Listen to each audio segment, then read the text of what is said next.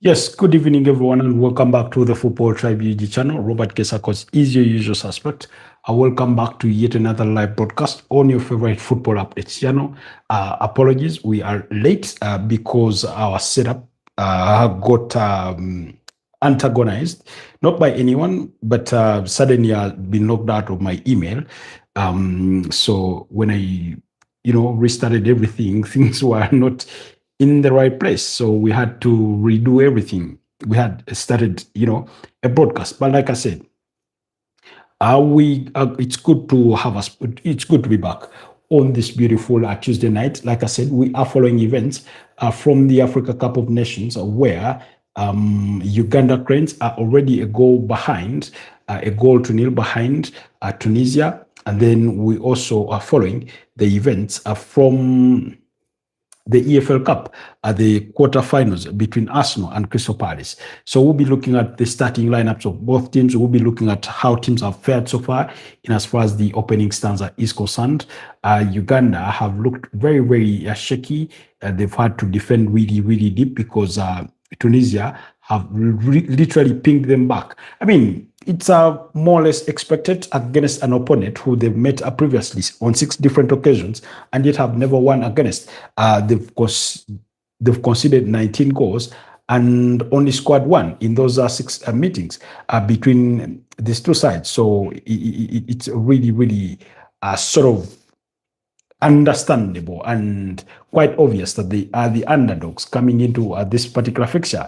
We are talking about Uganda, whose best performance was in 1978, reaching the finals of the Africa Cup of Nations. Released, Tunisia went all the way and won it in 2004 when they beat up against Morocco by 2 goals to 1. So yeah, that's the team that we are talking about. So we'll be looking at the starting 11s, how teams have both set up in terms of their playing staff, as well as in that game between Crystal Palace and the Arsenal. So many changes I've noticed by watching glimpse of that game. But quickly, for Uganda Cranes, they do have. Just a second.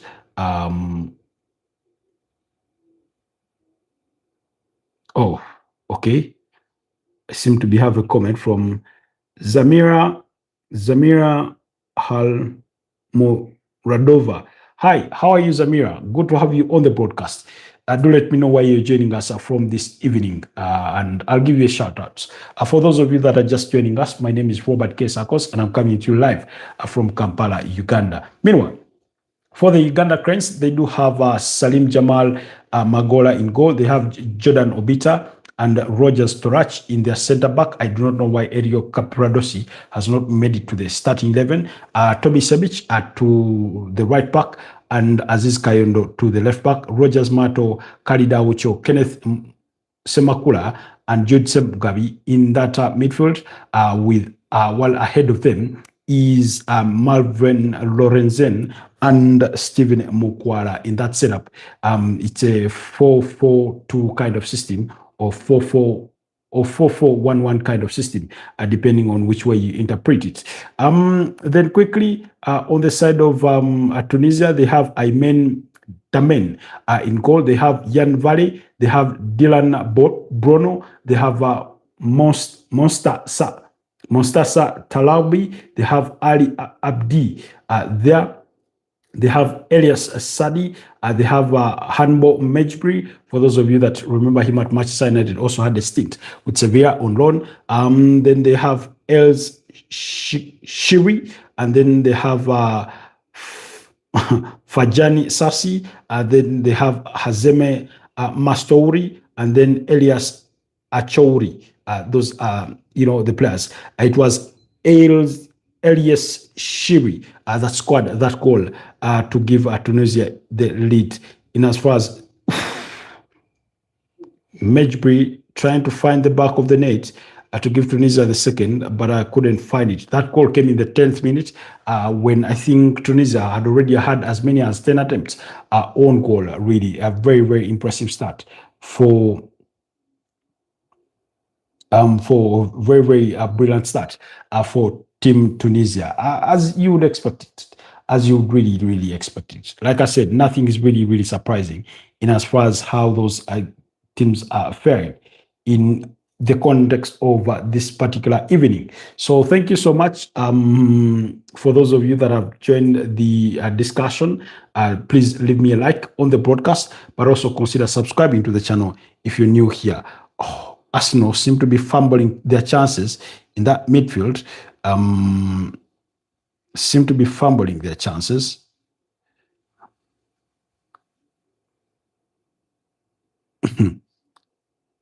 But we will get to them. We'll get to them. We'll get to them in just a bit. Hopefully, guys, I'm having very, very low bandwidth tonight. I do not know. It seems like somebody, I don't know if there are people that have joined my network. I will need to check. But thank you so much, Moises Monroyo Faro. Thank you so much for joining the broadcast. Zamira, thank you so much. Big shout outs to you. So that is what we are following. But yeah, the game is still, 1-0 in favor of Tunisia, and we are almost at the halfway mark of that game. Then quickly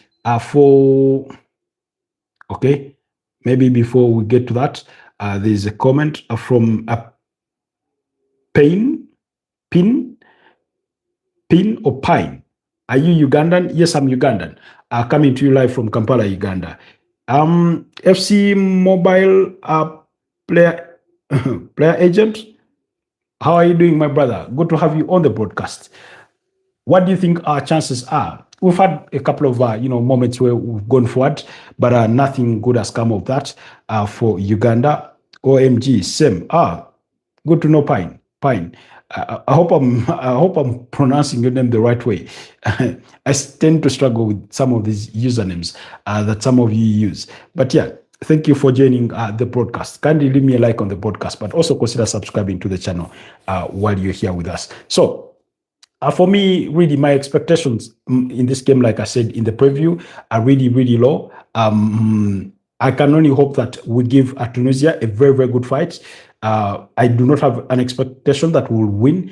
I do not think being it, a heavy downpour right now has helped our chances really. And it's not to say that we've not ever played in the rains before, or that Tunisia are more accustomed to playing in the rains than we are. But, that means the ball gets slowed down when you pass it, because that turf has some bit of water. The speed at which that ball travels could be slower. Oh, that should be a yellow card. That should be a yellow card for Sassi against Aziz Kayondo. But so, like I said, 6 meetings between Uganda Cranes and Tunisia, and we've only scored 1 goal against them. They've scored 19 against us. We've never won. We've never drawn a game. So yeah, the odds are way upside down. If it were a weighing scale, it's a 5 kg stone on one end and half a kg of feathers on the other side. That's how I would, equate it. I do not know why Ariel Caprodosi has not started. Oh, that's a poor free kick. We should be doing better. He tried to go low. I do not think that was the smartest decision for him to do. But Aziz Kayondo looking impressive, as he's always been in the recent Cranes games. So very, very encouraging performance from him so far. Meanwhile, Arsenal are firing blanks on the other side. Are firing blanks on the other side. Noni Madueke missed a golden chance there with a decent cross, I think, coming in from Gabriel Martinelli moments ago. So that game is also ongoing. Goba says, remember me, RIP Sukuna. Oh, oh wow, I do remember you. My challenge with some of my people is that they disappear for a couple of weeks, some even a month or so. And then when they return with a different username. And usually I remember most of my people, by their username. So when those usernames change, I tend to struggle. But yeah, when you say RIP Schooner, then I do remember you. Good to have you back. Good to have you back on the channel. You know, good to have you back on the broadcast. I think we should get through. I want us to get through this moment or this small phase, and then we can look at what the starting 11s are in that game for Arsenal against Crystal Palace. Let's have a look at what their starting 11s look like. Arsenal have Kepa Arrizabalaga in goal. They have Urian Timber, William Saliba alongside Ricardo Carafiori, and Mars Lewis Kelly at left back. That means Carafiori is playing as the left-sided centre back. Ebeleche Eze alongside Mikel Merino and Christian Nogard, pretty much as we read out that starting 11. That midfield trio. Then Noni Madueke, Gabriel Jesus, and Gabriel Martinelli are the starters. On the side of Crystal Palace, they have Benitez in goal. They have Lacroix. They have Jaden Covet, McCoy, Jefferson Nema, Adam Wharton, Christian Richards, Tariq Mitchell, Edin Ketia, Yeremy Pino, and Jean-Philippe Mateta in that game. It is in around the 34th minute, 35th minute there, and it is still goalless between the two sides. So you haven't missed much from that end as well. So yeah. Goba says, I was 9, now I'm 10. Congratulations and happy belated birthday, if that is indeed what it is. Come on.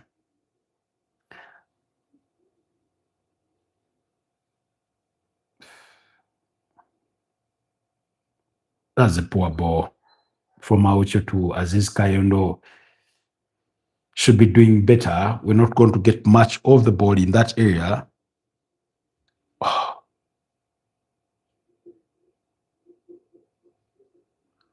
Unfortunately, for those of you that are following the Arsenal game, there's no VAR in that one. So whatever eludes the referee, expect it to be gone. Expect it to be gone. Do not expect it to come back. Do not expect it to come back.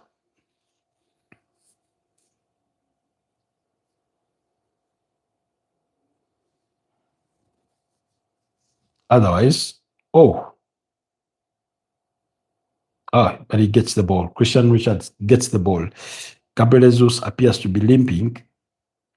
Not the kind of scene you would want to see for a player that is just returned from an injury of 11 months, and this is his first, a start ever since his return. He's had, I think, about 2 or 3 cameos since then against Club Brugge, over the weekend against Everton, and prior to that in the game against Wolves. So 3 cameos he's had prior to starting today's game.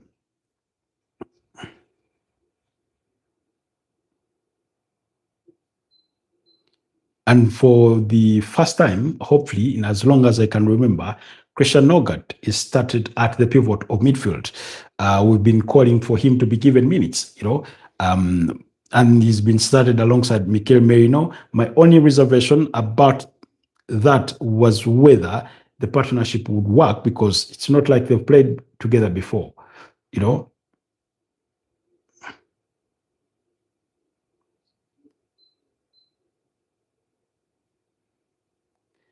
Meanwhile, Tunisia were defensively solid during their World Cup qualifiers. So Uganda will need to do much, much better if they are to even get a sniff at their goal. Friday, I will go to the UK. From where? Remind me, are you from Wales or Scotland? You say Friday you'll go to the UK. Hi, friends. Cedric joins us from France. Hi, friends. Hope you are right. Let's support all Uganda.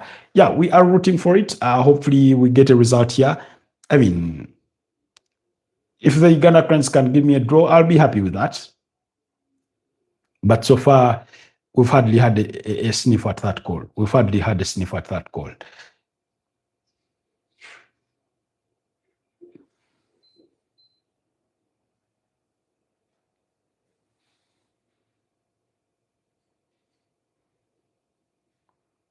Arsenal struggling against the Crystal Palace side that Leeds United beat by 4-1 over the weekend.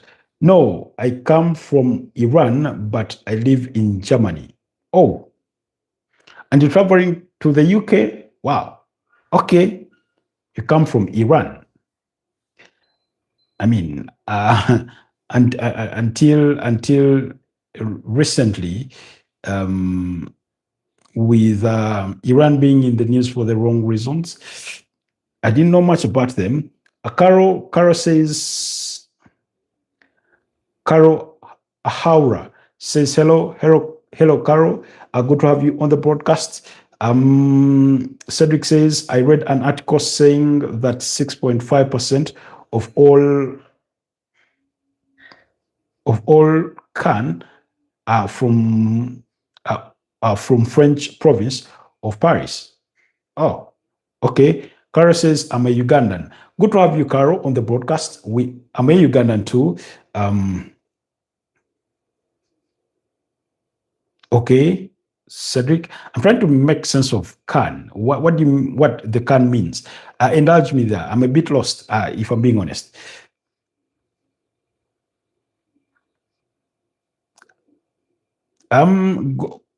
Godba, safe trip on your way to the UK when that time comes. Meanwhile, the Uganda Cranes. Oh, sorry. In French, it's African Cup. Oh, 6 point. Oh, yeah. Coupe d'Africa's the nations.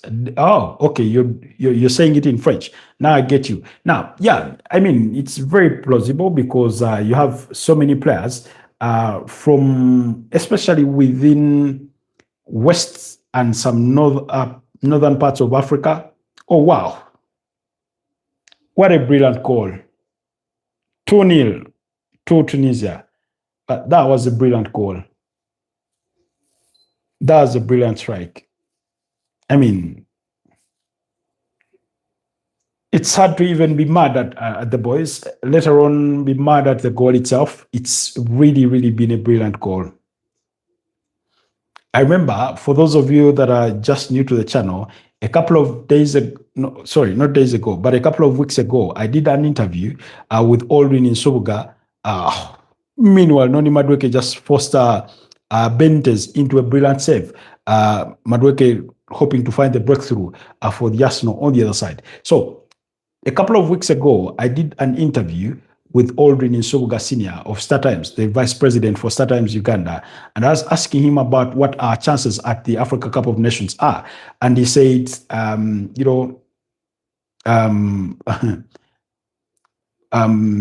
was saying that we do not have a chance because we're in the same group with the 2004 champions, with three-time champions Nigeria, and then Tanzania. So he did not give us much of a chance. Asha Shakul says, show us and we watch. Unfortunately, I can't show you because it's YouTube. I'll be given strikes for copyright infringement, so I can't broadcast the game because I do not have those rights. I'll be given a strike later on. Have this channel banned or taken down for copyright infringement. That's why I can only tell you what's happening in the game, and I can't show you anything of it. Otherwise, if there was a way, I would show you.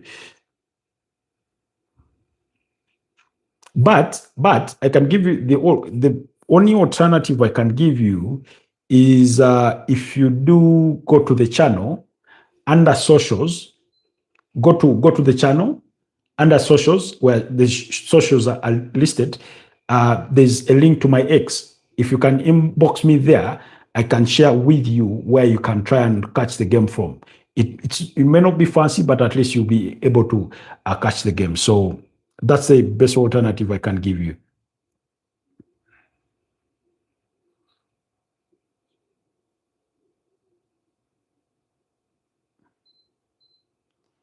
So if you do inbox me on my X, then possibly I can render some help in that regard. That's the best I can do for now.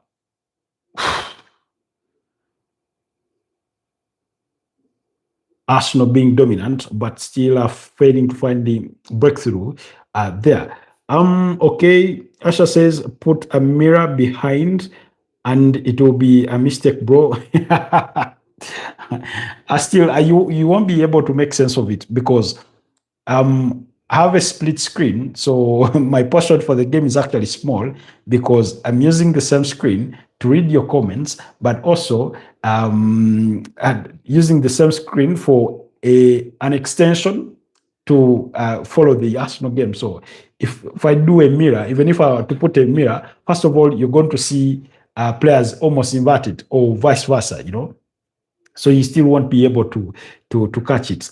But like I said, if you can reach out via X, the link is in the bio, then I will be able to share with you where you can catch the game. That's the best I can offer, really.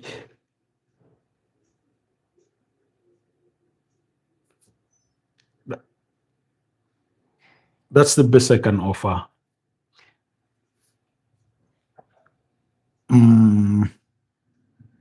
I would have said Instagram, but I can't access my Instagram because I'm using the phone.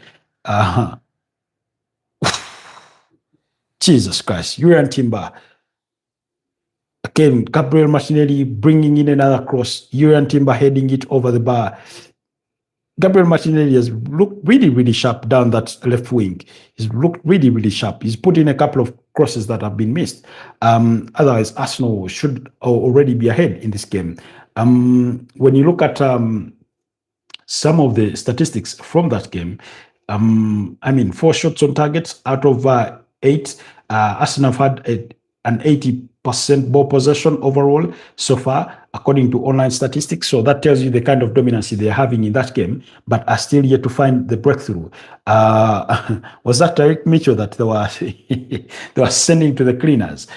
Gabriel Martinelli can be very electric and, you know, penetrative on a given good day. Cedric says, in the back, a large photo from a stadium, like a TV sports journalists who are in a studio, but make people believe they are in the audience. I understand. It's something I've thought about. I've thought about doing a banner to, you know, pin it at the back of, this wall. But I was trying to figure out a way. Uganda Cranes coming close through, I think, Rogers Mato with his left foot, but that ball is headed over the crossbar. He was about to test the goalkeeper. That's some brilliant defending from Tunisia, but also a show of intent from the Uganda Cranes there going forward. So, I was saying, Cedric, I've thought about it, but also, you know, I live in a rented house. So I have limitations in regards to what I can do or get on that wall. So I considered in thought a pull-up banner, but usually pull-up banners are so small. So I'm still trying to figure out a way.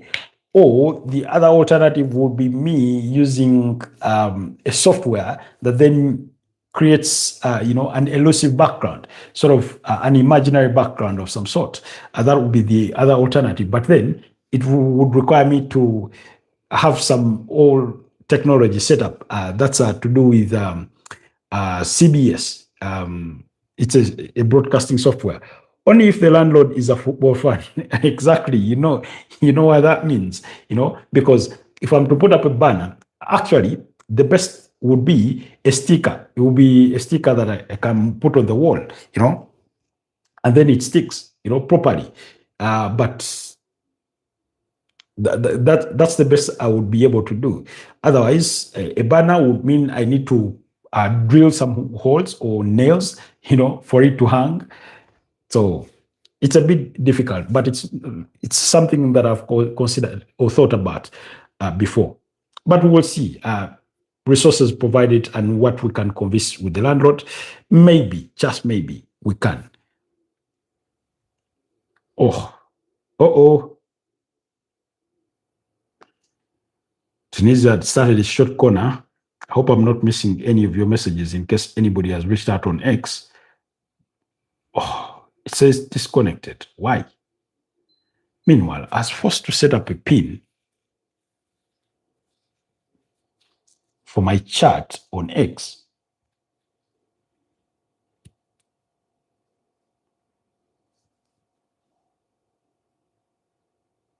Okay. Yeah, there's no new message. There's no new message. All right. Nathan L. Klein warming up on the sidelines.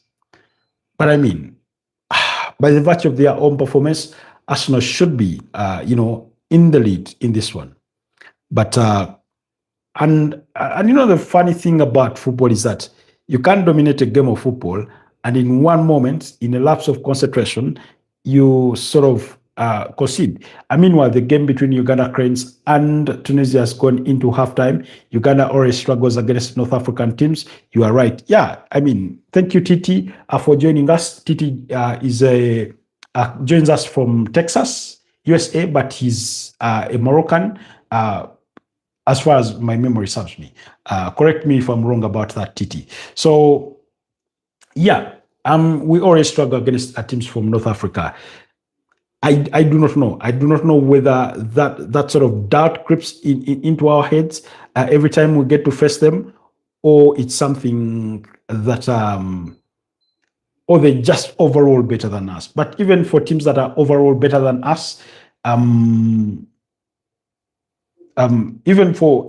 if they are overall better than us, we should be getting a day or two when we get one over them.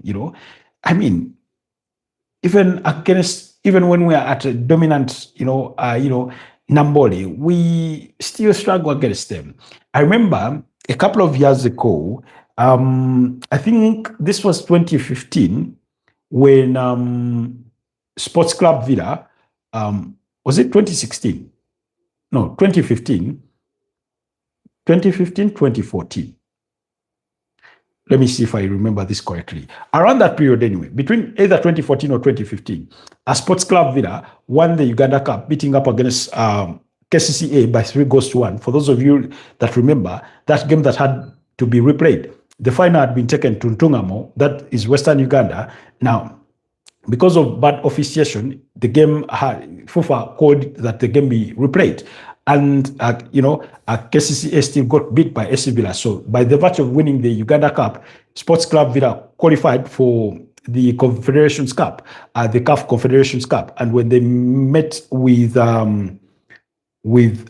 Fast Rabat, I think they got beat by about 7 goals when they went up there. So when it comes to a club and country, our teams struggle against North African opponents. So it's something that we'll have to overcome.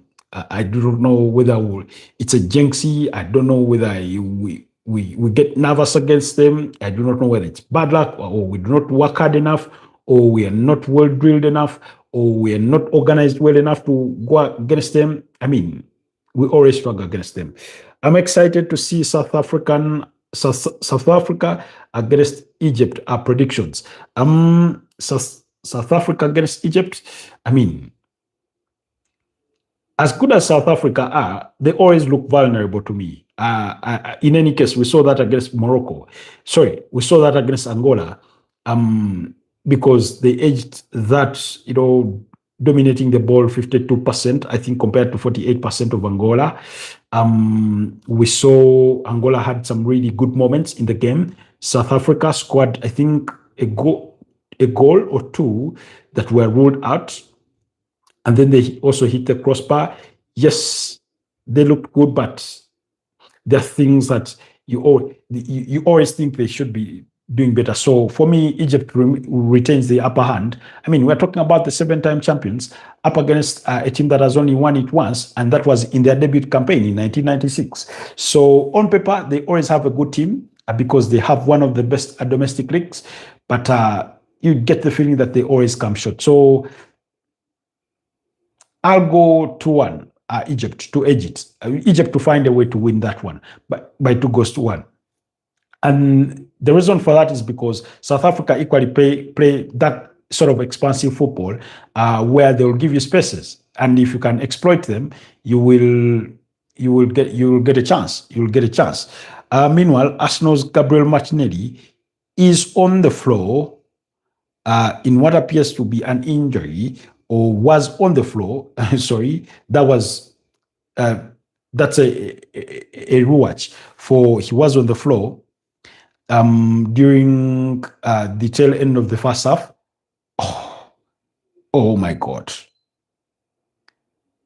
Benitez made a brilliant save of Noni Madueke in the 22nd minute of that game. So yeah, it will be close because Egypt barely won as well as South Africa is my dark horse. Yeah, I think you're not the only one. I've had a couple of engagements where people have dubbed South Africa the dark horses of the tournament.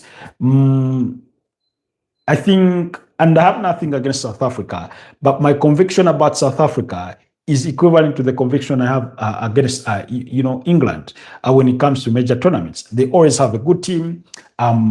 They play well, but getting things over the line is where they tend to struggle in the very defining moments. Oh, wow.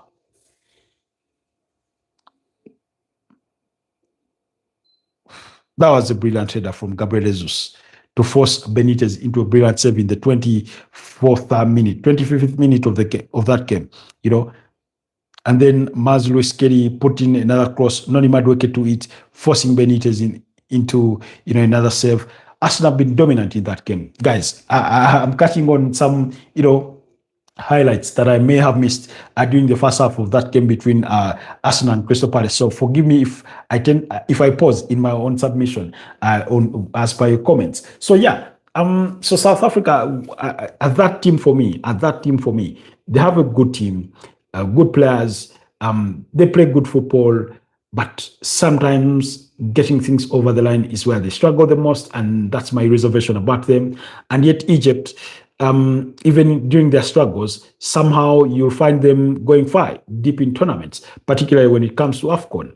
Let's not forget they are the losing finalists of the AFCON 2021 edition. You remember they got beat by Senegal on penalties that proceeded, I think, a goalless draw in normal time. Sadio Mane coming up against Mo Salah. So yeah. Big bro Bafana is coming for everyone, and Egypt's defense won't catch us. That is a pressing Kosi joining us from South Africa. Gauteng, South Africa, Johannesburg. I do not disagree with you. Football is the kind of game that will surprise you, but also the game can go either way. I want to agree with you on the part of Egypt's defense, because I thought even though they were overall dominant against Zimbabwe, Zimbabwe still found ways to get at them, They still found ways to get at them, And that's how they managed to, get to the squash it. But you can see the fight for Egypt to get back into the game. Omar Mamouche missed a couple of chances there before he even scored that equalizer.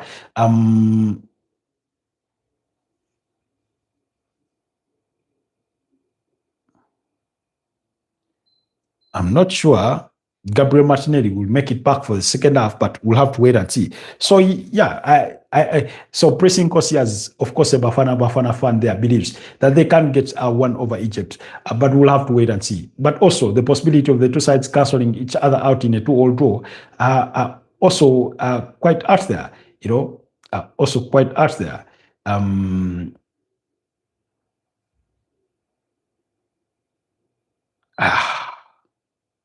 I mean, this result is tough for me to take against Tunisia. Watch out for our brothers, for our best player, Mbokazi. I mean, Mbokazi, Mokowena, Rowan Williams, I will remember him saving a chunk of penalties at the last edition. That was in the 2023 edition that was played in January 2024. So yeah, you do have some very, very, Lyle Foster, who plays for Burnley in the Premier League. You do have some decent names in as far as, that team is concerned. In as far as that team is concerned. But yeah, let's hope they can live to the bidding. Let's hope they can live to the hype. Yesterday, particularly, I was disappointed in Mohamed Trezeguet's performance overall. I remember him looking very, very fancy, quick foot, very pacey, very energetic, having that eye for goal, taking strong shots on goal during the 2019 edition, which Egypt hosted after CAF took away the rights from Cameroon. I think, was it as a result of Ebola or something? Something to do with the preparation, forced, CAF to transfer the hosting rights from Cameroon in 2019, to transfer them to Egypt, and then Cameroon hosted the subsequent edition. So, I remember him, and after a beautiful display during that tournament is when Aston Villa went on to sign him, I think, around that time. But when Dean Smith was still in charge of, Aston Villa, and then it never really worked out at the end of the day for him. He had to move on. So yesterday, watching him in that performance, he tried to woodwink the referee with a bit of a dive, to get a penalty. The referee was right at the center of it, and it just gave him a yellow card there. Meanwhile, in the earlier games, we had Nigeria beat up against Tanzania by 2-1. Ademola Lookman scored a brilliant goal in that one to help Nigeria win the game. In as far as the AFCON is concerned. The other goal scorer who opened the scoring was Sami Ajay with the brilliant header, and then Tanzania's goal was scored by Charles Mombwa. Charles Mombwa was the goal scorer in the 50th minute. However, their equalizer lasted only 2 minutes as Ademola Lookman scored to, restore Nigeria's lead. Then, the other game saw DRC Congo beat up against Benin by 1-0. That goal scored by Theo Bangonda in that game was turned out to be the match winner. And then Senegal beat up against Botswana by 3-0. Nicholas Jackson scored a brace in that one, while Cherif Ndiaye was the other goal scorer in that game. I did not watch the Senegal game, neither I caught the DRC and Benin game a bit late on as it was winding out, while I managed to follow the game between Nigeria and Tanzania. Nigeria were quite dominant. They created lots of chances. They had as many as 9 shots on target. Victor Osimhen thought he had scored in the early seconds of the second half, but that goal was ruled out for an offside. They dominated possession to the tune of 59%, had 16 shots on goal with 9 on target, compared to Tanzania's 6 in total and only 3 on target with 41% of the ball. So really, it was a good display from the Super Eagles there. The second half is getting underway. Dennis Masinde Onyango, Uganda's biggest export when it comes to football, walking out of the tunnel there with the boys, is there to offer some bit of leadership and inspiration in as far as that camp is concerned. Otherwise, it is Salim Jamal Magola between the sticks for Uganda. So, okay. Just quickly, let's revert back to. Oh, I need to find that game. Yes. I'm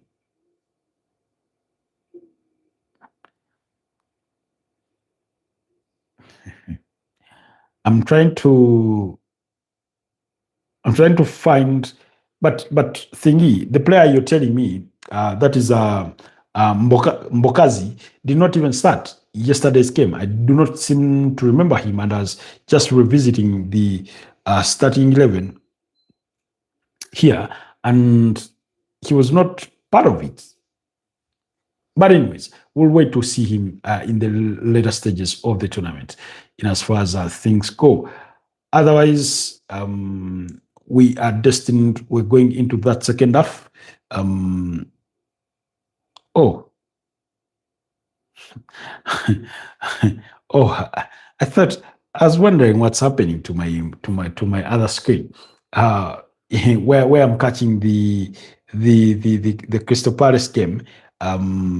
It's on Bain and Bain Sport, and they were bringing highlights from the AFCON on the same channel that is showing that Crystal Palace game. So I was wondering, did my channel just change incidentally or otherwise? Okay. Prince says, hard luck to Uganda. Hope they win against Tanzania. It's going to be a tall order. Tanzania were really, really good, by the way. They looked really, really good. Even though Nigeria won that game and dominated, the key aspects of the game, Tanzania didn't look miles apart in the sense of, let's say if Tanzania's goalkeeper wasn't good, that they would have maybe hammered them 6. No, it wasn't the case, really. I thought they competed well, and they created some chances in the dying embers of the game, So yeah, we'll wait and see. I don't know. Have Arsenal made any changes at the start of the second stanza? Not that I know of. But Crystal Palace are looking to make one for themselves. My fears were around Gabriel Martinelli because he limped off the pitch at the tail end of the second half. So Tanzania, being our neighbors, is a team that we often play. We played them in the Sekafa, so it's going to be an East African derby, but they've also beaten us before when it mattered the most. So yeah. But if we had to give ourselves a chance, Tanzania is the team we have to beat and hope we can force a draw against Nigeria. I'm not one to believe that a game is over until the very final whistle, but I also know to acknowledge or to see that an opponent is better than you and that you do not look like you're going to bounce back, and it doesn't look to be the case for for the Uganda Cranes, particularly for this one. The players are already out and doing some second half warm-up, early warm-up there quickly before action gets underway. Meanwhile, Crystal Palace have introduced Nathan El Kleini into the mix of things there. No, Mbokazi is in our starting 11. Trust me when I say he's our most talented player. Unless you're using a different name, But when I was reviewing that starting 11 for South Africa, it had Rowan Williams, it had Mudau, it had Ngwezana, Mbokazi. Oh, Mbokazi, the defender. No, I think I was confusing him with somebody else. Yes, I was confusing him with there's a South African player who plays in the attacking midfield role, with whom I must have been confusing him with. Yeah, Mbokazi is a defender. Okay, apologies on that one. My bad on the mishap on that one. But yeah, the second half feedback. Uganda Cranes are making some quick changes, introducing Mutiaba and Omedi. Looks like Paul Put wants some goals, and also he wants some fresh running legs into that team. He's made some changes at the start of the second half. Let's see if they've been reflected here.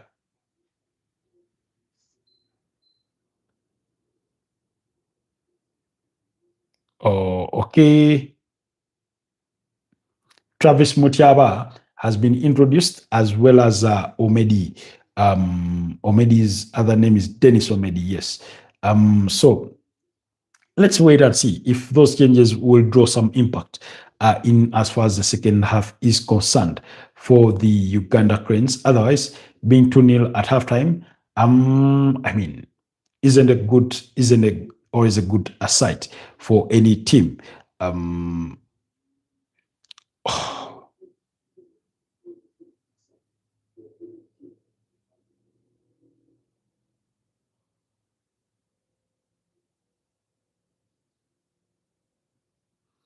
Rogers Mato on the floor, on the turf there.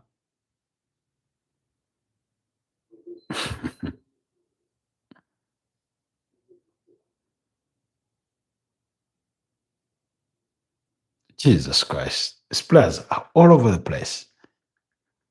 All over the place. Anyways, let's get to it.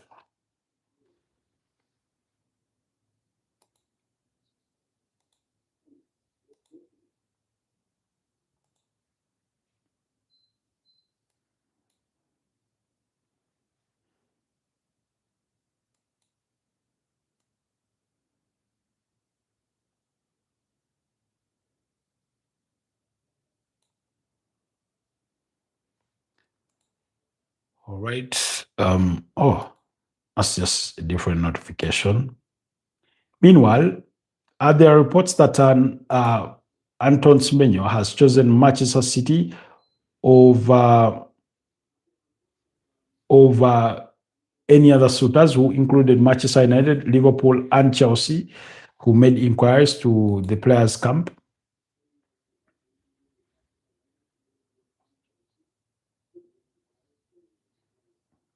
I will get into the details of that either later in this podcast or particularly at full time. But anyway, I can read that out as we wait for, what the action of speaking about in as far as those games is concerned.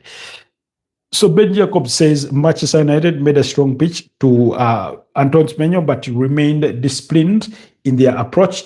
A competitive offer made, but a club aware there was heavy competition, including from Manchester City and the late Chelsea call. Understand that there were no plans to utilize Semenyo as a predominant wingback. Despite suggestions, Ruben Amorim would build a new system around him. Manchester United viewed Semenyo as a winger slash attacker, first and foremost. Amorim's system was not a factor in Semenyo's decision-making process. All clubs who made a salary offer did so in a similar financial ballpark, but Manchester United not prepared to break their wage structure to go higher than rivals. Semenyo's decision based on project appeal, not money. Liverpool, meanwhile, had decided against progressing with Semenyo after November talks. In the end, Alexander Isak's broken leg did prompt them to make a new formal approach in December. That's according to Ben Jacobs there. Over Give Me Sport and Talk Sport there. Reporting on the possible transfer of Bournemouth's Antoine Semenyo.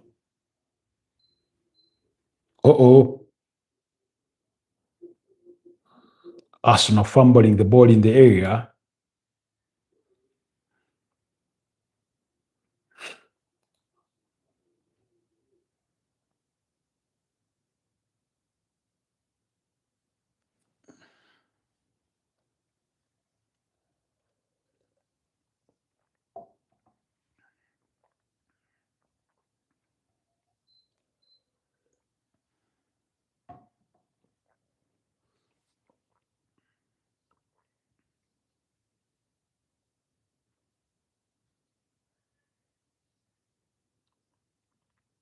Oh,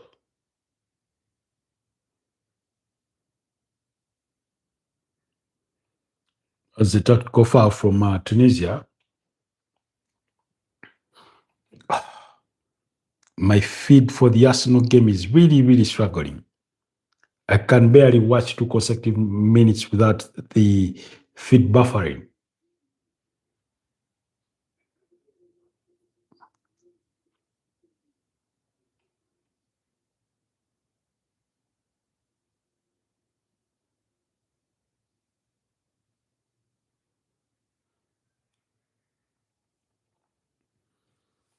You're not missing out on much. Still, Tunisia are in a 2-0 lead over the Uganda Cranes. Released the game between Crystal Palace and Arsenal. Remains goalless. There's it's a one-leg fixture, so it has to end today, regardless of what happens after 90 minutes. And I think would have to go straight to penalties at the end of 90 minutes. The way it was between Manchester United and Grimsby in the third round of the competition. Arsenal just considered a corner. Titi says we have to score. Palace cannot advance. I mean, they've done well enough to stay in the game, and that's thanks to their goalkeeper Benitez. But Arsenal have really had some impressive chances. And as far as the first half was concerned, they were just not clinical enough to make them count. And for as long as it remains that way, you remain vulnerable because all they need is a goal, and then they defend it with their lives. And before you know it, you bow out. I said this before, and I'll say it again. The Carabao Cup, Arsenal have to take it as seriously as any other competition because it's an opportunity for them to win a piece of silverware early in the season.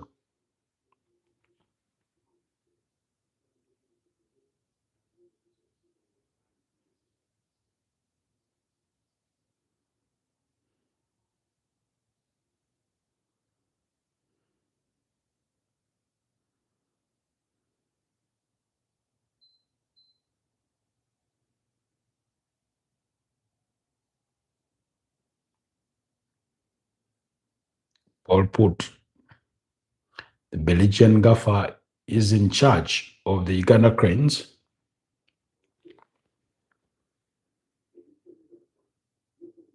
There's a Uganda Cranes player on the floor. If we win the Carabao Cup, it gives team hope to win everything else. Yes, exactly. It gives you that bit of confidence and self and improves on your self-belief that you can actually win something. And I keep reminding people that it was the first competition that Pep Guardiola won when he came to England, because in his debut campaign, which was 2016-2017, he didn't win anything. And then in the subsequent season, 2017-2018, he won the Carabao Cup and went on to win it for, I think, 4 consecutive seasons. That was 2018, 2019, 2020, and I think 2021 on those respective occasions. So it doesn't define your season, but it gives you that bit of momentum and self-belief. Let's not forget Eric Ten Hag, that was the competition he won in his debut campaign, and then the second season he won the FA Cup. He had lost the final the previous year of the FA Cup against, I think, Manchester City. So for me, it's a very important tournament in as far as Arsenal season is concerned. So they ought to take it as seriously as possible, and winning this game is a step in the right direction to that effect. And of course, if they do advance to the next round, they'll be meeting Chelsea in a home and away kind of duo between the two London sides.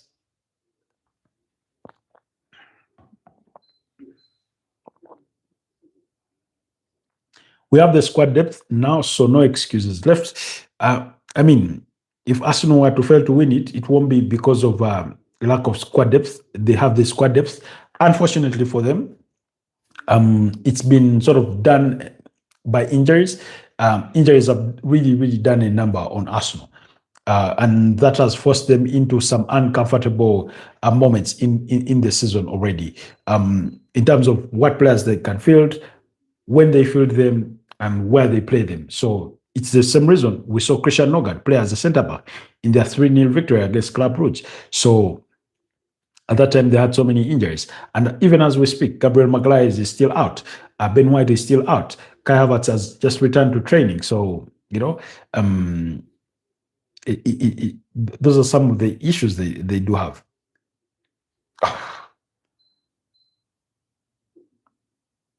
that pass lacked a bit of finesse to it from Mazlu Skeli to try and find Gabriel Martinelli on the run.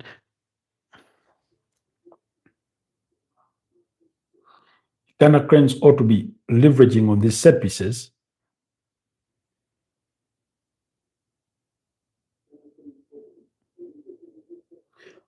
What's your time on the Arsenal game? My time on the Arsenal game should be around 59 minutes.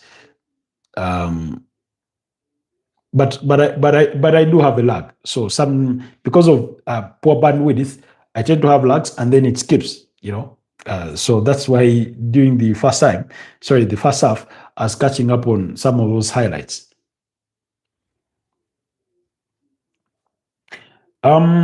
Prince Nkosi says Manchester City are 2 points behind Arsenal, Aston Villa 3 behind the Gunners. Early in November, they were 8 points clear. Teams have caught them.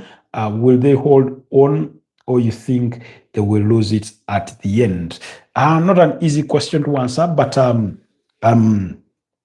want to believe that Arsenal have gone through their own blip of form during that by the aftermath of in November international break. I think there was 7 points ahead of Manchester City, but or prior to that. But remember, in their final game before the November international break, they drew against Sunderland, which reduced the points to 5, I think, possibly. I stand to be corrected on there, but they drew against Sunderland in that 2-all draw. Then when they returned, they beat up against Tottenham Hotspur and then drew against Chelsea. Then after Chelsea, they went and lost to Aston Villa. So in that spell, that was their blip. And I mean, it's really, for me, it's really understandable. If you had told anybody that in the aftermath of that international break, they are going to beat Tottenham, they're going to beat Bayern Munich and draw against Chelsea, they would have taken it. And even that Aston Villa game, they were not as poor as, the loss makes it feel, because they got done by literally the last kick of the game. Now, Manchester City breathing down their necks. We've been in this position before, or they have been in this position before, where Manchester City are catching up with them. And twice they've caught up with them. That it was in the 2022-2023 campaign and the subsequent season of 2023-2024. And they went on to win the Premier League title. So deep down, they'll have those fears of it's Manchester City, on our necks. But I'm hoping that they can leverage on the experience that they have garnered over the last 3 years in finishing second on 3 consecutive occasions to propel them to the next step. They must have gained that bit of experience. And what encourages me, particularly this season, is that many of the games during which they lost points last season, they have gone on to win or pick up a point. Of course, the reverse has also been true for games against Liverpool. Last season, it was a 2-all draw at Anfield. It was a 2-all draw at Anfield, and then they beat up against Aston Villa by 2-0 at Villa Park. This season, they've lost both fixtures. But in contrast, on the other side, Crystal Palace at home last season finished in a 2-all draw. They managed to win that one by 0-0. Last season, away to Everton, I think it was a 1-all draw. They managed to win that one by 0-0. Manchester United away from home was a draw last season. They managed to win it this time around. So really, when you look at some of those, West Ham, they managed to beat West Ham by 2-0 this season. Last season, at home, they lost to West Ham by 0-0. Gerard Bowen scoring that goal. So there have been some positives, and there have been really, really some positives to take away from that. So will they hold on? I think they will. I think they can stand the pressure. They've been there before. They've not gotten it over the line, so they know what it means. They know what the implications are of dropping points, of every game mattering. So I'm going to back them to to stay strong and see it through. Eventually, we may see Manchester City maybe leapfrog them at one point and remain top for a week or even more. But eventually, I still back Arsenal to go ahead and win the Premier League title.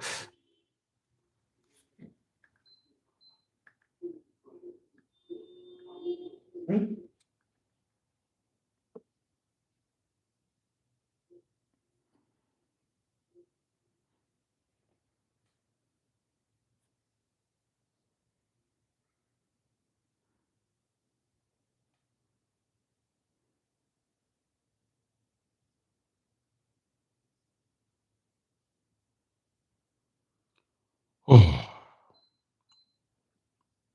Still no more goals in as far as the second half is concerned from both games. That's between Tunisia and Uganda, as well as Arsenal and Crystal Palace. We are past the half-hour mark. If Mikel Arteta has anything to conjure, perhaps now would be a time to start making some changes to try and see if they can be better with their chances, with their penetrativeness. In that, I did not look at their bench, but it's the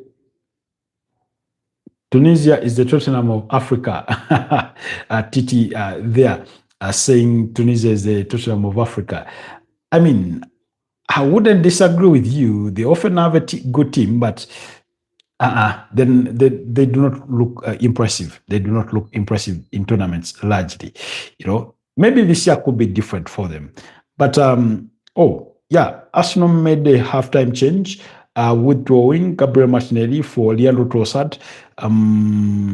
David Raya is on the bench. Bukayo Saka, Martin Odegaard, Victor Gyökeres, Ethan Nwaneri, Martin Zubimendi, and Declan Rice, as well as Mali Salmon.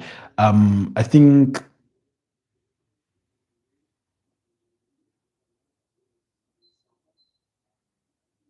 they could use some gas of Declan Rice. He's a player that I would love to see rested throughout the entirety of this game. But if they can use him for a couple of minutes to get this one over the line, and I can see Mikel Arteta is calling for substitutions, then so be it. So be it.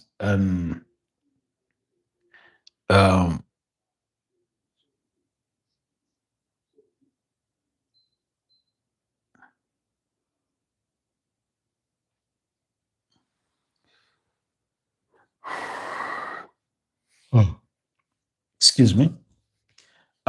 Expect to see Saka some point in this game. Okay.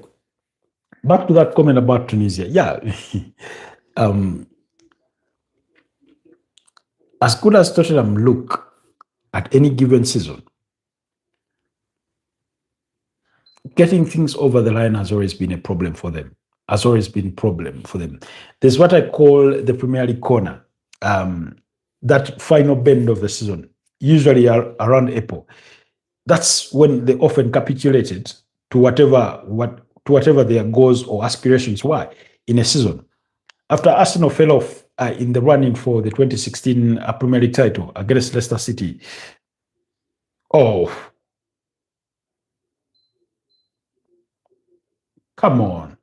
Uganda Cranes fumbled that one. They could have done better in clearing their lines, but they didn't, and they got punished. And it's 3-0.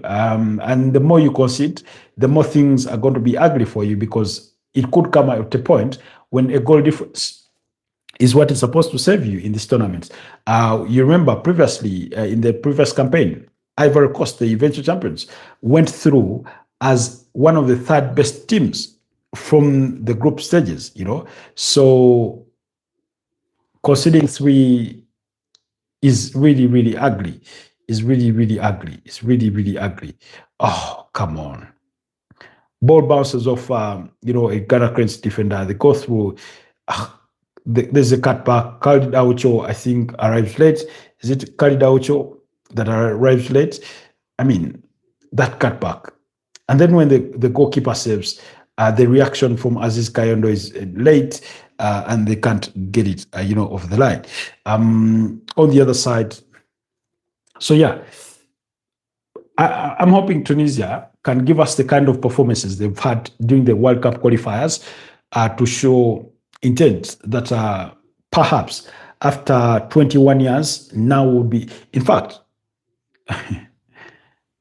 the last time Tunisia won the AFCON, which was the only time, that is the same time Arsenal won a Premier League title. Martin Odegaard has been brought on as for Ebelechi Eze, and Bukayo Saka came on for Noni Madueke in the other two second half substitutions for the Arsenal. They are looking to, get things over the line. Remember, over the weekend, they are up against Brighton and Hove Albion. I think that game will come on Saturday. That game will come on Saturday. So we'll wait and see. Let's wait and see what those will be able to offer. Prince Kosi says Manchester City are 2 points behind Arsenal. Oh no, I read that comment. Sorry. Prince says, I think they will do well in the Champions League, but I do not think they will win Premier League unless someone from Arsenal can compete with Haaland in the Golden Boot. For me, it necessarily doesn't have to be Haaland. It does not necessarily have to be anyone competing with Haaland. I just want those players to score more goals, And Arsenal's fluidity has been a concern this season already, particularly in the last, 10 games. And the challenging bit, maybe for Arsenal fans or football fans in general, is that in the UEFA Champions League, they are very fluid, and you can see that. But when it comes to the Premier League, the case is totally different. Of course, the context is also different in how teams in the Premier League set up against them as compared to how teams set up against them in the UEFA Champions League. So that's a bit of context there. So you can only hope that things will improve for them. The one thing I've loved about them is that they've tried to win, to be hard to beat at home. That's one thing, and it's always an important thing as well. But also, when you go away from home, you need to collect those points. You need to correct those points, You need to correct those points. So I completely understand when you say somebody needs to compete with. For me, we're talking about Brad Erling Haaland having 19 goals. Arsenal's Premier League top scorer, which is possibly Victor Gyökeres and possibly Leandro Trossard, stand to be corrected on the statistics, but they all have 5 goals, and then the others have 4. So, and Ebelechi Eze being one of those that have 4. Manchester City is going to outscore many teams. They often do. Uganda Cranes giving away too many spaces in that back line. The way Tunisia is putting balls in that box is concerning, to say the least. It's concerning, to say the least, really. So, back to the Arsenal conversation. To be fair to them, even when Manchester City went away to the Emirates Stadium, they parked the bus. So that is what should paint you the picture of what they are up against when it comes to the Premier League, and what explains them scoring very few goals, or fewer goals than you'd expect them. I always say this: look at games where teams have looked to open up in the Premier League against Leeds, against Nottingham Forest, when Ange Postecoglou had just come. Those are teams they've beaten by 3 goals. By 3 goals. The other was Tottenham Hotspurs, but even Tottenham Hotspurs had looked to play with very, very conservatively with 5 defenders, because they played with 3 centre-backs in that game. But it did not work out. Eventually, they got beat 4, So that for me is an issue. Now, when it comes to the UEFA Champions League, as much as I would love to see Arsenal win the UEFA Champions League, the problem is one: they have never won it. They have never won it. So increasingly, even when they look really, really good, and they look like on the continent they are the best team that there is out there, I have those reservations. And also the other thing about the UEFA Champions League is that it's a knockout competition. It's not a marathon the way you have the league. Is that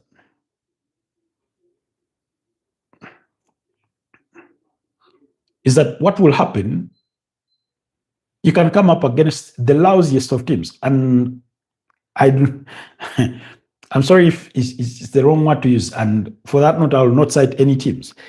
But you can come against the lousiest of opponents at the round of 16 and get knocked out, at the quarterfinals and get knocked out, by very, very small margins, and you're out, Whereas in the Premier League or in a league, you can lose a game and still fight your way back, 5 goals. Haaland is on 19, and it looks like he will score 30 plus this season. I'm sorry, Gunners, Pep will win the Premier League. That's a pressing Kosi. I mean, it's also a possibility that Manchester City get the better of Arsenal and win the Premier League title. It wouldn't be too wild to think of it, because we're talking about a manager in Pep Guardiola who's won it 6 times out of 9 times of asking. So losing it to Liverpool twice, and once to, Antonio Conte, in his debut campaign. So it's not too wild to think that Man City can win it, In any case, they've looked really, really brilliant in the last 6-7 games of the Premier League. Albeit, sometimes the way they concede worries you. You look at them, for example, the way they conceded 2 against Leeds, the way they conceded 4 against Fulham. You watch that and think to yourself, this is a very beatable team. This is a very beatable Manchester City team. Nonetheless, my concern, and this is when I put on the lenses of an Arsenal fan and allow me wear them for a minute, is what they could do in the transfer window in January. Because we know Manchester City are not afraid to spend their money to go and attack a transfer window. They did it in January 2025. They did it in the summer. You remember in January when they brought in Kushanov, Nico Gonzalez, Omar Mamush, Victor Reis, Then came the summer, they brought in Ryan Cheki, Ryan Ashnori, Tijan Riendas. They brought in Gianluigi Donnarumma, James Trafford, Marcus Bentinelli, all that, So until the January transfer window, look, they are winning the race to sign Antoine Semenyo. We were speaking about it earlier on at the start of the second half year. We were speaking about it, and I was telling you that Manchester City are winning the race to sign Antoine Semenyo. We know what Antoine Semenyo is capable of, adding goals, We know his athleticism. We know his pace. Can beat defenders. So their attack is already electric enough with Phil Foden, Jeremy Doku, Omar Mamush, Brad Erling Haaland, Oscar Bob. I mean, they're really good, and they want to add to it, So anything can happen, really. Anything can happen, but the jury is still out there. The jury is still out there. It's still 21 games, I think, still left to play.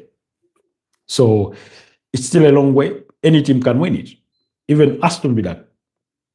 If their current form is anything to go by, 10 wins in a row across all competitions, I think 8 in a row. Is it 8? Maybe not 8, but in the Premier League they have the best form.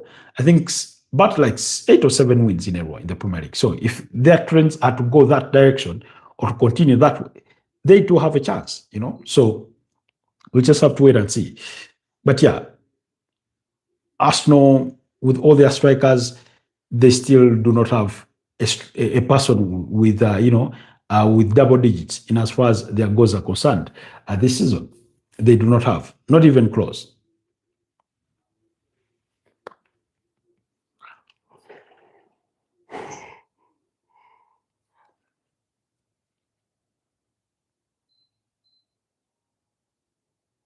Excuse me. Meanwhile, the only difference between Arsenal and Uganda is the number of shots either side have had on goal. Otherwise, the Gunners are yet to find the back of the net.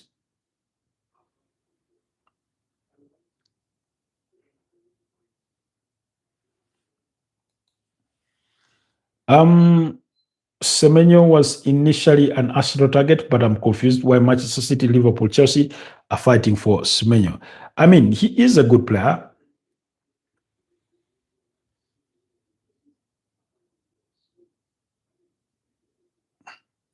The reason now, he was an Arsenal target, but reports did emerge that apparently Arsenal wanted to wait until the summer, and the player may not be willing to wait. Two, Arsenal need to sell either Leandro Trossard or Gabriel Martinelli to acquire Antoine Semenyo. Then, because they cannot sign him with already those two in the team, and so there's that. Then Liverpool were interested. They had talks with his camp in November. Manchester United approached his camp, as have Chelsea. Sometimes I feel Chelsea are just greedy. Yes, they need some improvements within their squad, but sometimes I feel they are just greedy when it comes to signing players. Oh, did that not go in? My my screen froze right at the moment when the ball was being struck on goal. But it looks like it didn't go in, still goalless between Arsenal and Crystal Palace.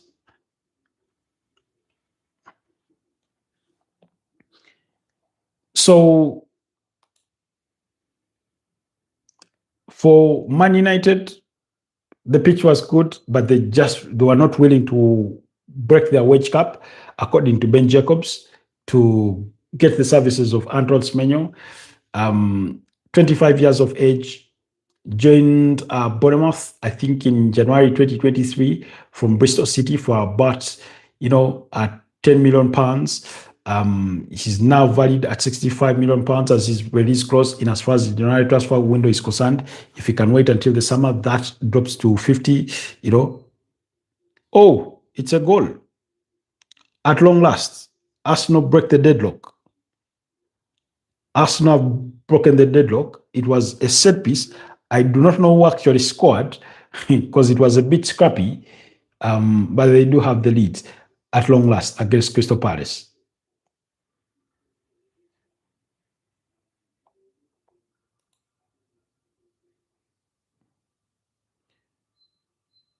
Oh, according to the live feed, it says Bukayo Saka. The goal is credit to Bukayo Saka. I don't know how that. No, live score is lying. And another feed is crediting it to William Saliba. Anyway, it's a Bukayo Saka goal because it was him that floated in the corner kick. I need to rewatch it to know who actually scored. It was a bit scrappy. Bukayo Saka, very deep. It's headed in there by Carafiori. Carafiori. Oh, come on. My internet will leave me in the desert one day.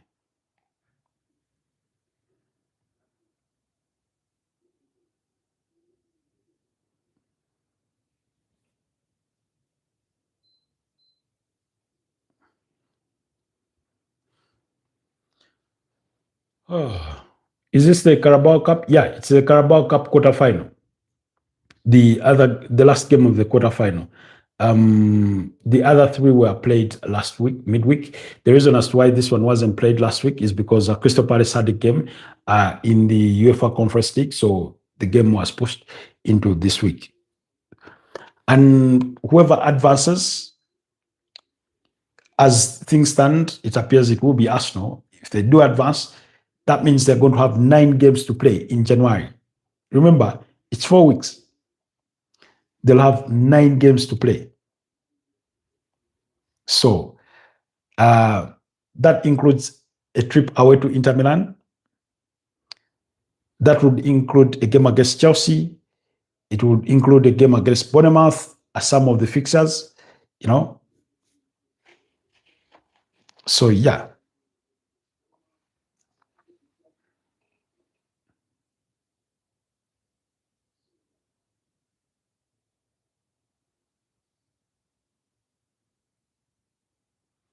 That's a brilliant press from Gabriel Jesus.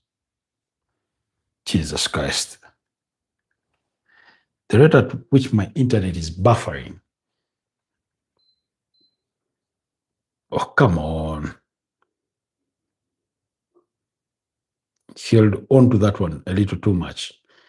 He did a little too much than he needed to have, than he needed to do there, Gabriel Jesus. All right. So yeah.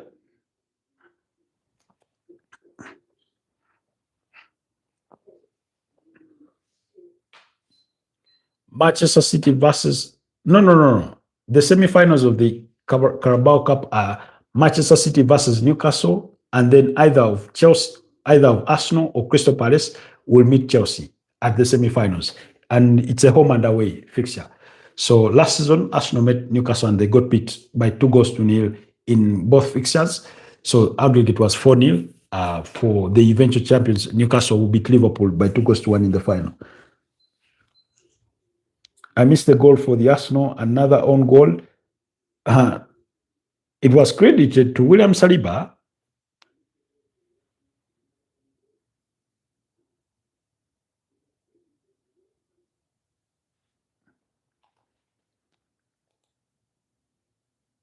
Oh, it's finally been given as an own goal to Maxence Lakroski.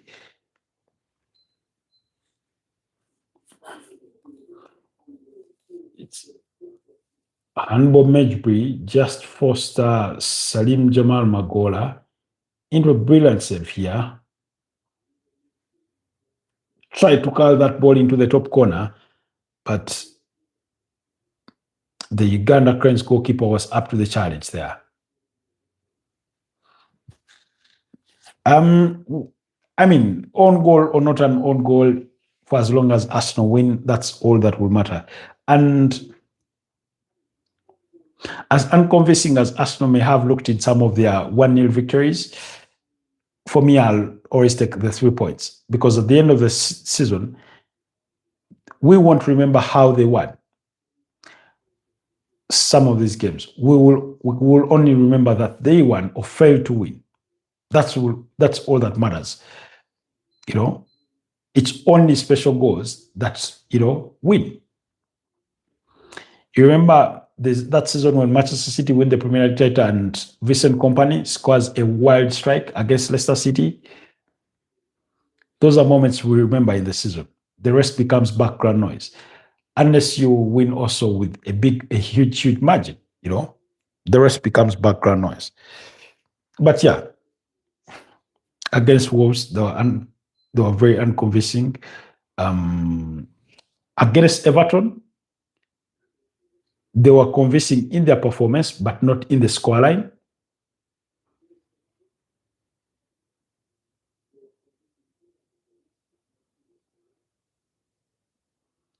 Uganda Cranes introducing Alan Okero for Rogers Mato.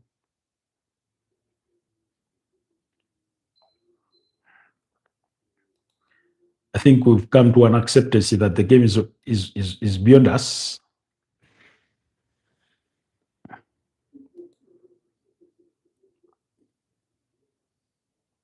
We're into the 86th minute of the game.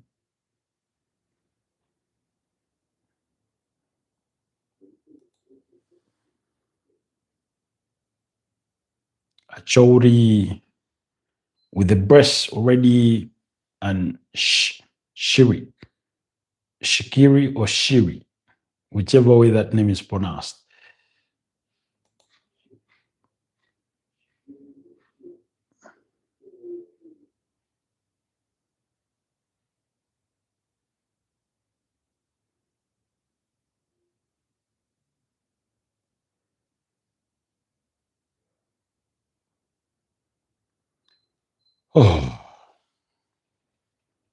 Oh, okay. I mean, the goal was a bit scrappy. Even I didn't catch it clearly, so it was a bit scrappy. But I'm sure you'll find some my feed of it.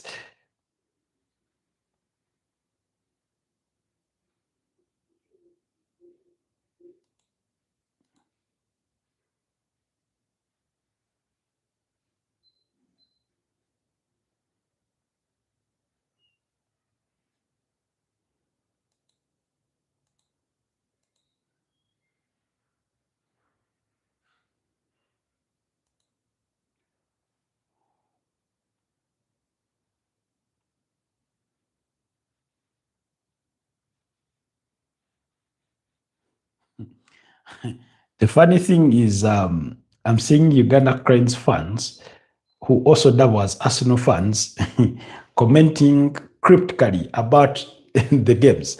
So you have to have a critical eye for you to try and make sense of what game are they even talking about.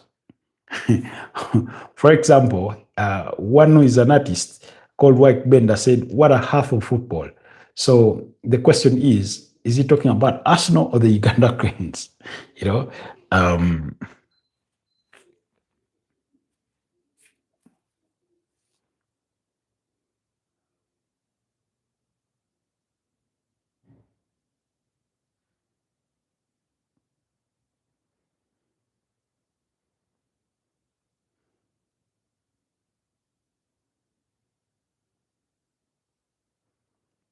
that one should be booked for time wasting. Kepa Arrizabalaga should be booked for time wasting.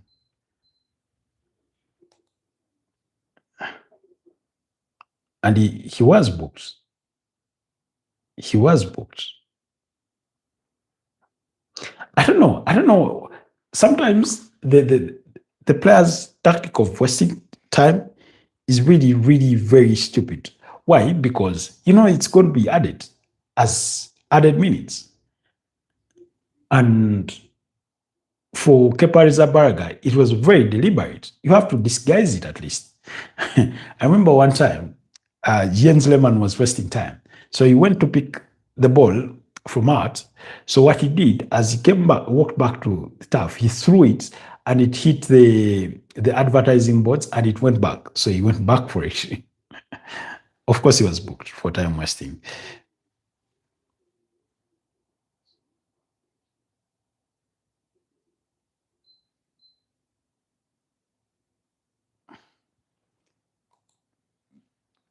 Meanwhile, among the changes Arsenal made do include eventually Declan Rice to help them see out this game. But then also sometimes Arsenal's performances or goal scorer does not reflect their performances. So particularly, we have what is that? Was that 9 minutes of added time? Yeah, 9 minutes of added time. So Arsenal will win a game by goal to nil, and then their performance was much better than a 1-0. In other words, they would have deserved more from that game, but eventually didn't pan out that way.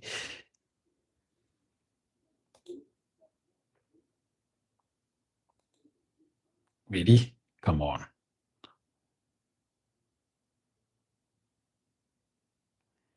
We're into the 90th minute mark for that game for the Uganda Cranes. Uganda Cranes have been beaten, have been battered. I hope the president wasn't watching. Last time he hosted the Uganda Cranes, a team that played in Chan, was asking them to defend their own actions. What were you doing when they scored that third goal? But anyways, that's football. Sometimes the opponent is just better than you. The same way PSG were far miles better than Inter Milan in that final of the UEFA Champions League. The same way Chelsea were far better than PSG in that final of the FIFA Club World Cup. So, you know, and those kinds of things really.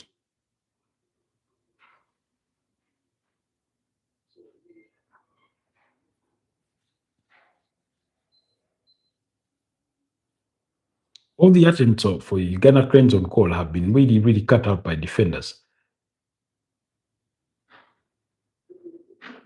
Oh, come on.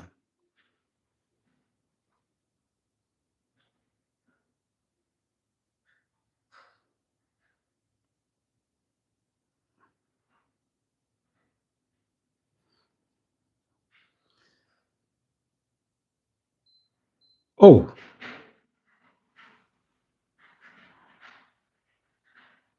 I mean, give that Crystal Palace goalkeeper the man of the match accolade, Benitez. Because Urian Timber wins the ball back and he couldn't convert with the keeper to beat.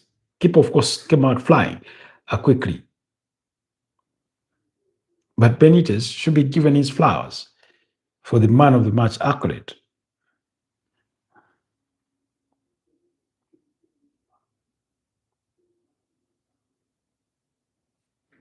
Whether Arsenal win or lose, he should be given the man of the match accolade. Because that was a brilliant save. Arsenal were this close to making it 2-0. That was moments ago. Oh, what a beautiful cutback. And it's a goal. It's 3-1. At long last, they get something. Nothing to celebrate, but at least there's a goal there. Oh, you lost. I mean, we are losing. The game is yet to be finalized. We're into the final minutes of added time.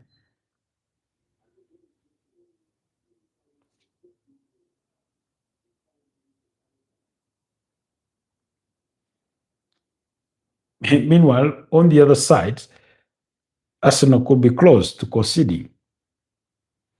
And if it goes to penalties, anything can happen.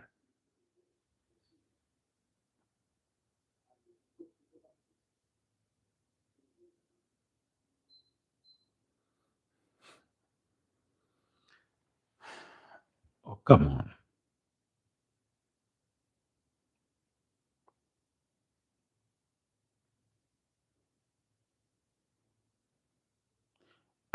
Arsenal have conceded. It's 1-1.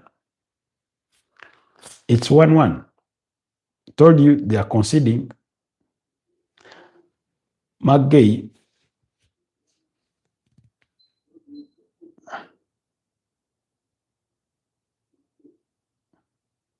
Kepa Arrizabalaga couldn't rescue his side when it mattered the most.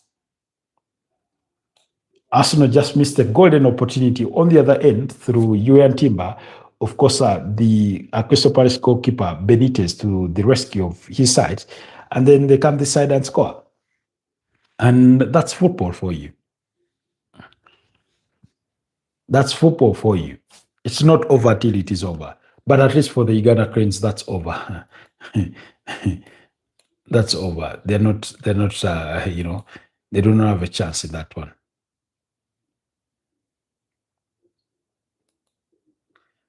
They do not have a chance of bouncing back in that one.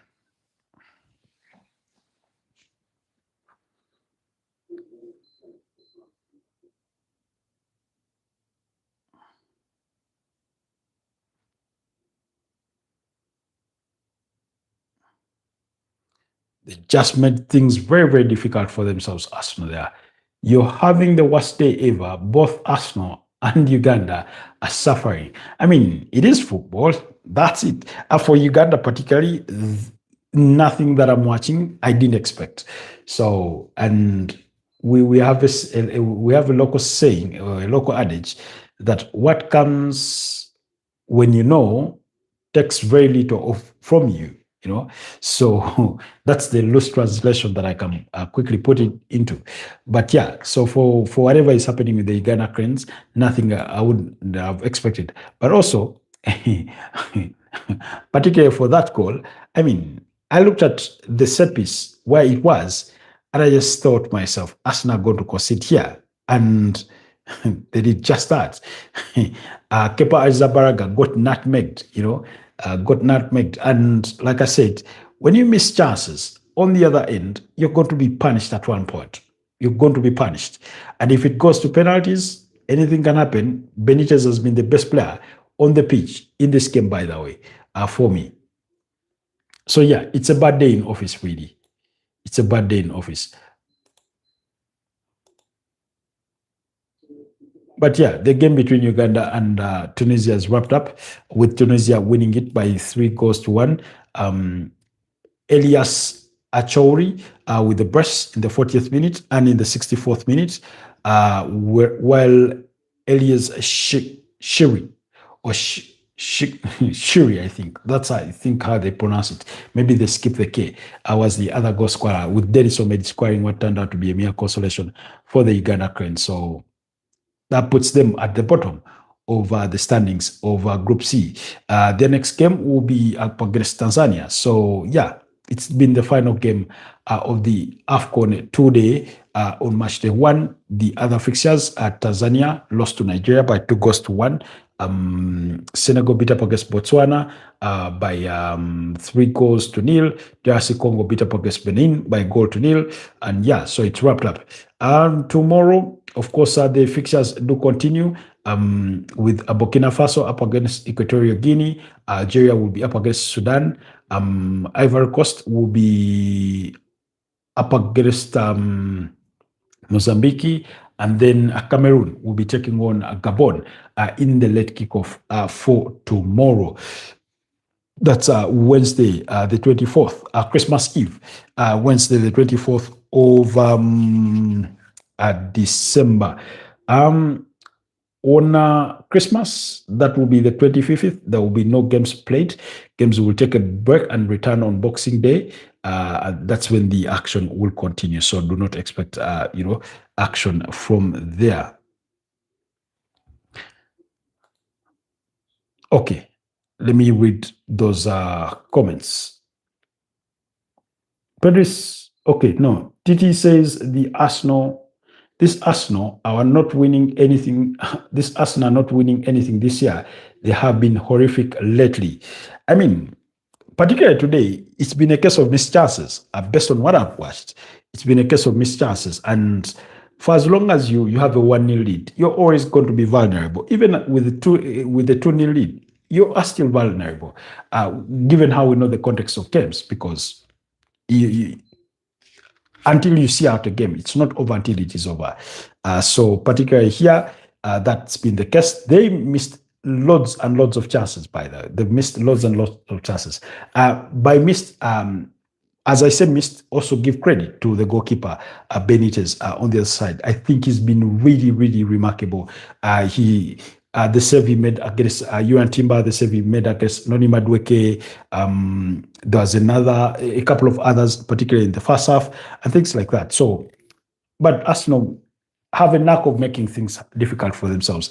And if they do get knocked out here today, unfortunately, some Arsenal fans will be happy, because then it means a reduced load, because that means a too much reduction from what they have to deal with in as far as January is concerned. But for me, that's not how I want to look at it. I'd want to look at it as a very, very missed opportunity in as far as winning a piece of silverware is concerned. Really.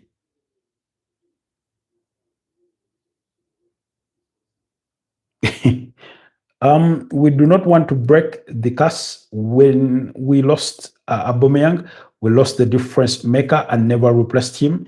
I mean, how many years has it been since Aubameyang left? It's been a good number of years, by the way, since he left. So, yes, you've never gotten a direct replacement for Pierre-Emerick Aubameyang, and I do not think there's one of such his caliber in the market or his profile. So there's also that, but at least you have a striker. You have strikers, or those that pose as strikers. And how many years has it been since we've won a trophy? It's been what, 5 years? Because you last won a trophy in 2020, winning the FA Cup, beating Chelsea in the final. Oh, excuse me. And Aubameyang was the goal scorer on the day.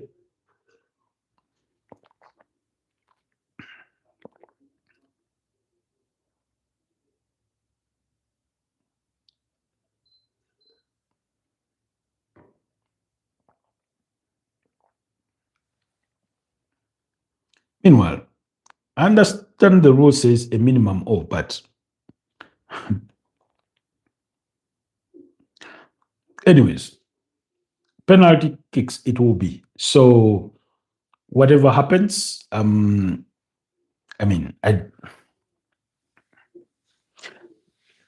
penalties are always a 50-50.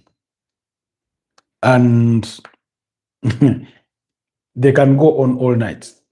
I remember back in 2012, when Zambia won the Africa Cup of Nations, they had to beat up against, I think, Ivory Coast in the final. That game, that edition was hosted by Equatorial Guinea and Gabon. Zambia won it 8-7 on penalties. They won it. They won it 8-7 on penalties. And then when Ivory Coast won it in 2015, it was 9-8 on penalties that preceded a goalless draw. Released in 2012, it was also a goalless draw. AFCON finals have been prone to goalless draws or very marginal scorelines.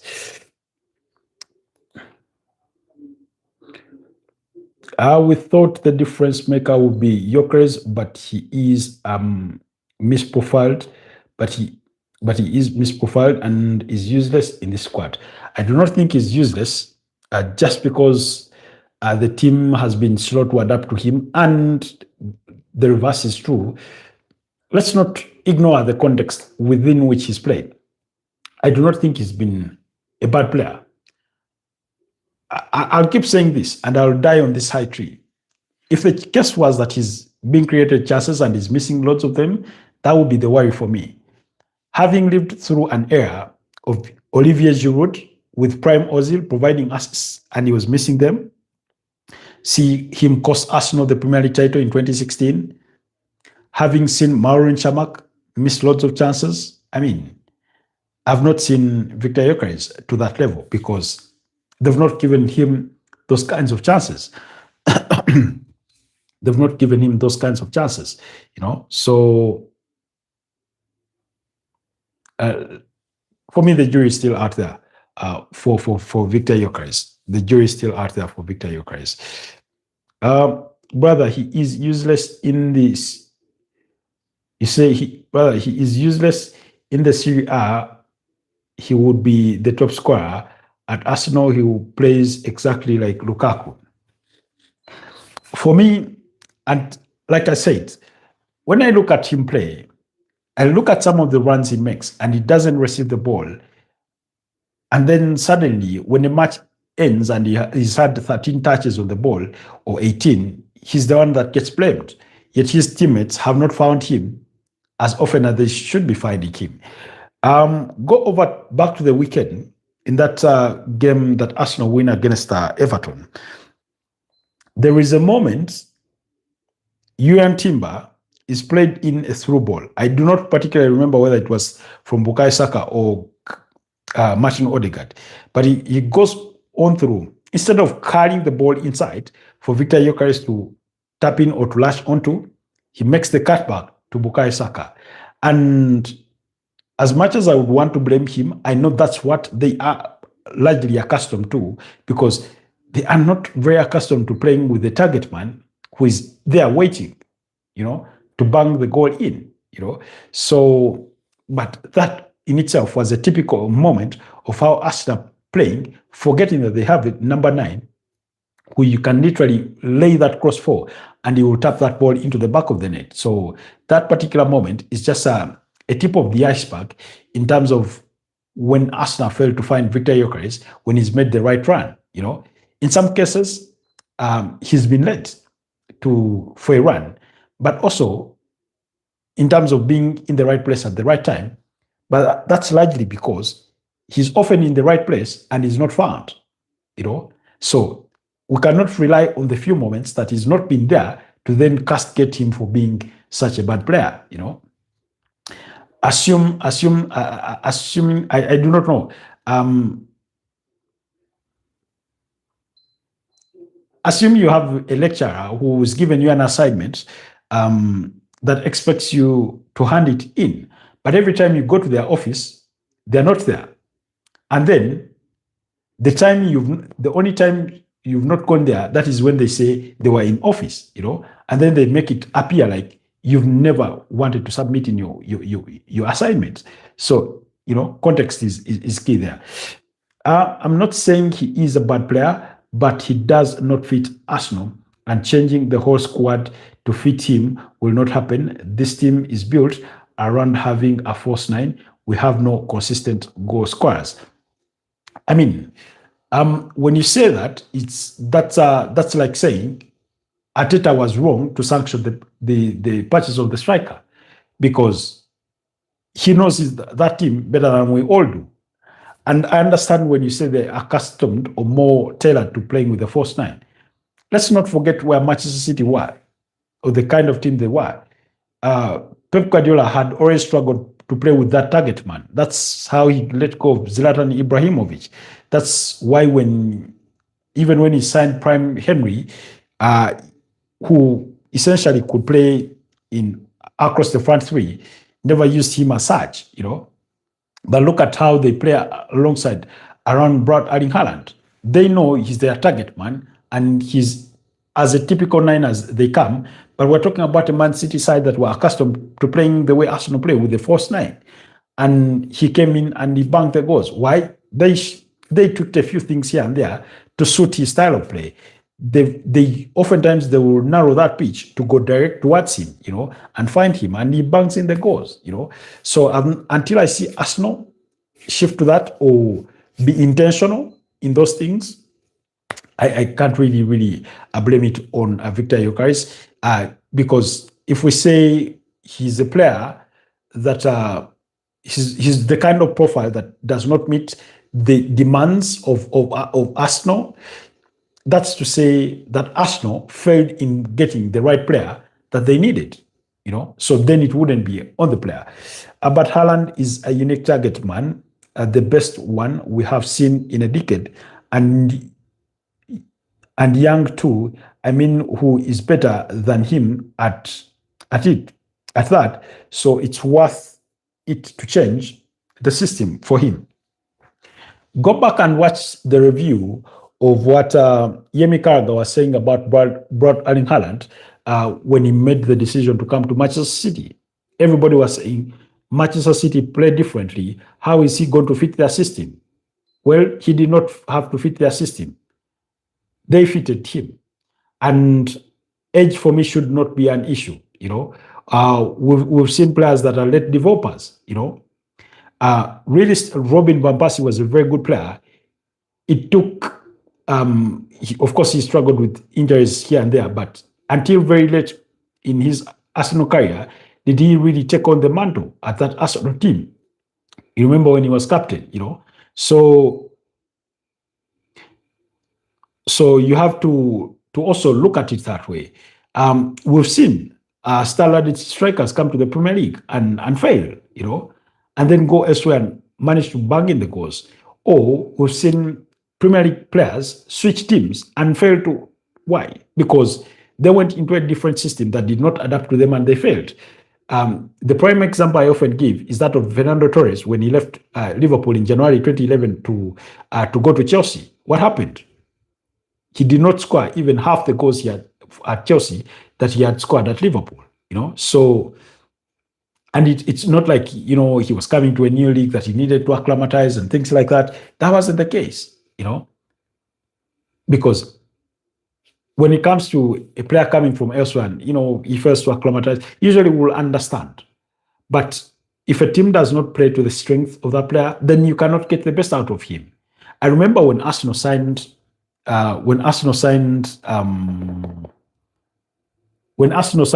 Ozil, the entire Arsenal fan base was hell-bent on telling Arsene Wenger to sign a striker, a better player that would have that beautiful interplay with Mesut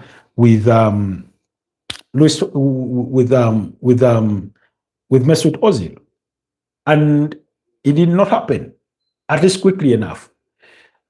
Until Sanchez comes along, he struggled to play with Olivier Giroud. He created the chances, and Giroud wasn't banging them in. So, those things happen. You remember they tried to sign. Apologies there on the internet glitch. Apologies on the internet glitch. So for me, the guys even barely played 3 consecutive months of football with this Arsenal team. And then suddenly, we are willing to count him off. We are willing to castigate him as him being the unfit for the system. Is he really unfit for the system? I don't want to think so. I don't want to think so. I'd want to believe that let's test the theory against time. And then after that, we'll draw to those conclusions. You know, when we say that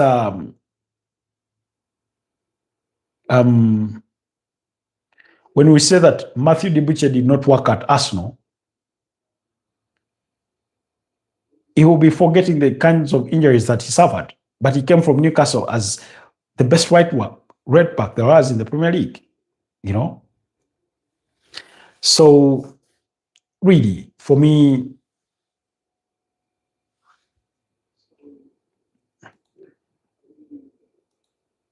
okay. You say Arsenal did fail Gyökeres. Arsenal did fail. Gyökeres was the wrong attacker to buy. Who would have been the right one? That's the question. Because I remember among the striking options that were in the market, and not that Arsenal were interested in all, one, Victor Gyökeres, Benjamin Sesko, Jonathan David, who ended up at Juventus, Hugo Ekitike, Nick Voltmada was never mentioned in line with Arsenal, Jean-Philippe Mateta, and I'm talking just about strikers that were in the market space, not particularly, linked with the move to Arsenal. When it came to Arsenal, only two players were linked, Benjamin Sesko and Victor Gyökeres. Is Benjamin Sesko been miles apart of, Gyökeres? That's not the case.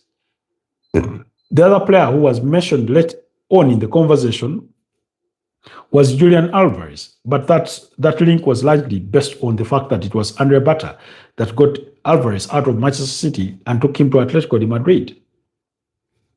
That's the simple case. It had little to do with, with capabilities. Then the other player was Victor Osimhen. I do not know for whichever the profilers are for teams, but he was a player that was mentioned in lengthy conversations with Premier League teams, but eventually ended up at Galatasaray. Do you think it was because Premier League teams couldn't afford the transfer fee for him? I don't think that was the case. So usually there are some other mitigating factors. You remember Chelsea signed Dembaba from Newcastle. Arsene Wenger had refused to sign Dembaba because he had a knee injury or a knee issue that he thought, they could sign him today and lose him, for many, many months, or if not years, as soon as he signed. So they chose not to take that risk. I remember at the time when he was banging in the goals at Newcastle and was saying, you remember when he had that partnership with Papisi Demba Cisse, and it was all there to do, but eventually he did not come. I mean, we've seen it all. We've seen it one too many times. Good players be linked with your team, and then your team doesn't get them for reasons that may not be within your own control or within the team's control. Anyways, guys, you've been such a wonderful audience. Allow me, I wish you a blessed night. Thank you so much, Zamira. Thank you so much, Pressing Kosi. Thank you so much, Pine. Thank you so much, Asha. Thank you so much, Cedric. Thank you so much, Titi. Thank you so much, Pressing Kosi. Thank you so much, Pedri, and every single one of you that has managed to be part of tonight's broadcast. It's been 1 hour and approximately almost 56 minutes. So it's been a pleasure doing this with you. Have a blessed night, and I'll see you guys tomorrow. Bye-bye for now.